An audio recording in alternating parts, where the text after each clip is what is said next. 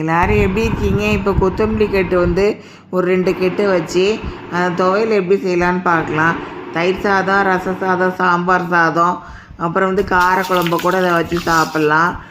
Pan ஒன்று எடுத்துகிட்டு அதில் வந்து ஒரு குழிக்கரண்டி எண்ணெய் ஊற்றிட்டு கடுகு உளுந்தம்பருப்பு போட்டு நல்லா வறுன்னு வறுத்து எடுத்துகிட்டு அதுக்கப்புறம் 2 மிளகாய் வத்தல் போட்டுக்கோங்க, 1 ஸ்பூன் உப்பு போட்டுக்கோங்க, அப்புறம் ஒரு நெல்லிக்காய் அளவுக்கு வந்து புளி எடுத்து போட்டுக்கோங்க.